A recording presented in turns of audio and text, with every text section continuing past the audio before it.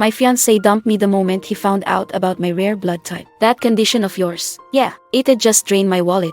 I was spiraling when Vincent showed up like some knight in shining armor, pulling me out of the wreckage. He didn't care about my blood type. We barely dated before he proposed. And for a while, married life felt perfect. Until a year later, when I overheard him talking to a doctor. Vincent, you already took 400 milliliters of Sophia's blood last month. And now you want another 200. Are you insane? Even if you love Emma, you can't just drain an innocent woman dry for her. A little more won't kill her. Stop overreacting. My head spun. My whole body went cold. That's when it hit me. Our perfect marriage had been a lie from the start. Inside the study, Vincent Arnold and Dr. Andrew Lineker were still arguing, not even bothering to keep their voices down. I care about Sophia's health too, Vincent insisted. That's why I called you. You're my most trusted friend and a top doctor. If anything happens, you'll handle it. Andrew sighed. If Sophia ever finds out you married her just to use her blood for Emma, that you're planning to use your future kid's umbilical cord blood to cure Emma's leukemia, do you have any idea how much that would destroy her? She actually loves you. She'll never find out, Vincent said, shutting him down.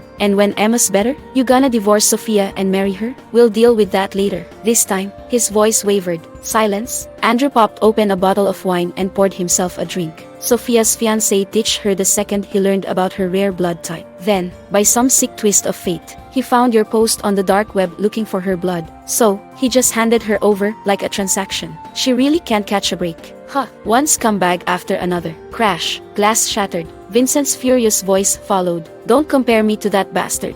I gave Sophia a dream life, luxury, love, everything. I didn't have to marry her, but I did. I've given her my whole life. Isn't that enough? She's happy with me. As long as she never finds out the truth, nothing has to change. Andrew sighed. Then you better keep lying forever. And keep it down, don't wake her up. She drank the milk. She's out. Still, watch it. Too much sleeping medication builds tolerance. Enough talk. Go draw the blood. Their words cut through me like a blade. My legs nearly gave out. As their footsteps neared, I forced myself to stumble back to the bedroom. So that milk Vincent gave me, laced with sleeping pills. But tonight, my stomach had been off. I'd thrown it up not long after drinking it. And those mornings I woke up groggy, my arm covered in tiny puncture marks. Vincent always blamed mosquitoes. He was so convincing, I actually believed him. But now I knew the truth. Our so-called love story had never been fate. It was all a lie. A knock at the door. Vincent's voice followed. Sophia, are you asleep? I wiped my tears. I forced my face into place and stayed silent. When I didn't answer, he just walked in. No hesitation. Our eyes met.